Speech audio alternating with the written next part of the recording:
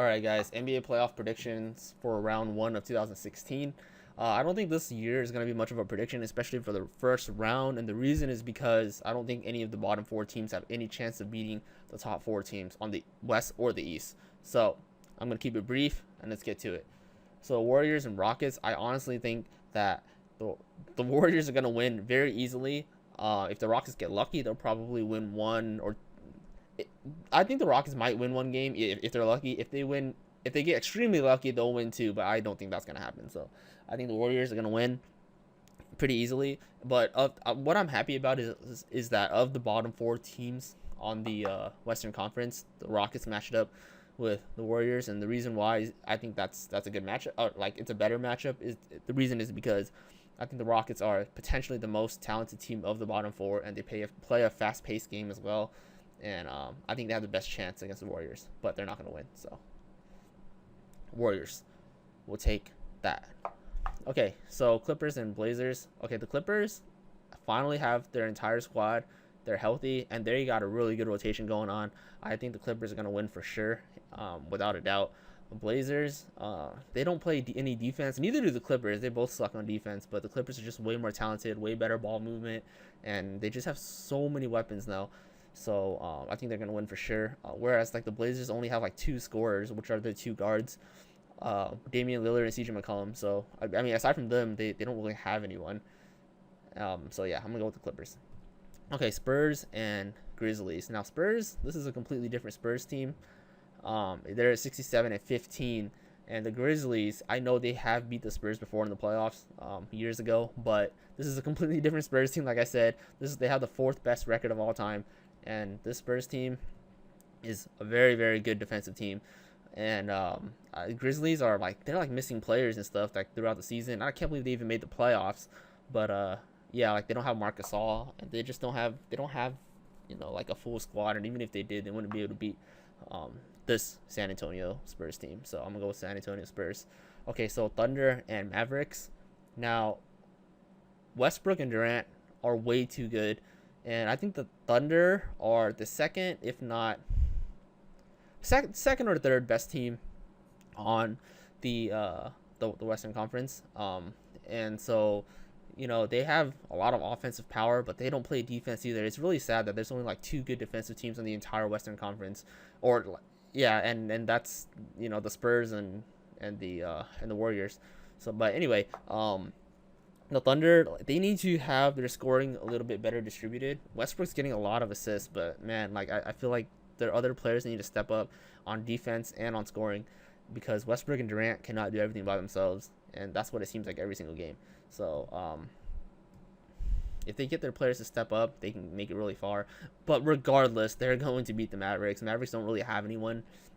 They have a decent team overall, but they don't have a team that's good enough to beat the Thunder. But if you look at Dallas's team, they actually have really good players. Like in terms of like overall, they don't have any like crap players. All their players are pretty decent, but I don't think that they have any chance of beating Thunder. Okay, moving on.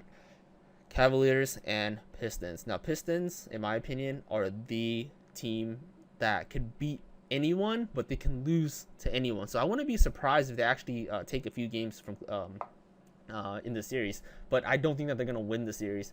Now, I think that Kyrie Irving has finally gotten to the zone ever since he came back from his injury. He finally started playing well, and LeBron James, I'm really hoping he starts turning it up, because he hasn't really played like LeBron James throughout the entire season. He was just like pretty quiet. I know he was still getting like 25, 7, and 6 average, which is like insane. It's like superstar average, but they're not LeBron James numbers. You know what I mean? So people were pretty disappointed. I was disappointed, but I think he can do a lot better than that, and I think he would definitely turn it on in the playoffs. And I'm gonna go with Cleveland Cavaliers. Okay, actually, the Hawks and the Celtics. This one is actually this one I think is the only toss up. They have the same exact record, as you can see, but the thing is, both teams are actually pretty good. The Celtics got me at a surprise. I did not think that they were going to be that good. They were, man, like they're really good. They're good on defense. They're good on offense. Their ball movement's good. They have, I mean, Isaiah Thomas has done them very well. So Yeah, they got a great team, but the thing is that I would still think that the Atlanta Hawks are gonna win because they're a very good home team and they're gonna start off at home. So I'm definitely gonna go with the Hawks on that one. All right, so Raptors and Pacers. Now, Paul George started off this season very, very well, and as the season started moving forward, he got worse and worse. I don't know what happened, some injuries or something. I'm not even exactly sure, but he played terrible. He's so inconsistent. I don't know what happened, but even if he plays well, though, I don't think that they're going to beat the Raptors. Raptors are really, really good. They're the number 2 team on the Eastern Conference for a reason. They are a really, really good team, and yeah, so I don't think that they're going to lose. And DeRozan has really stepped it up. They got a great team overall. They have a lot of good supporting players, so they're definitely going to take the series against the Pacers. Okay, so Miami Heat and the Hornets. Okay, so Miami Heat, ever since they got Joe Johnson, I've really liked their system because they actually have a pretty talented team. They don't have any bad players. They have I think Goran Dragic needs to step it up some more. He hasn't been playing very well, and D Wade is actually surprisingly really good.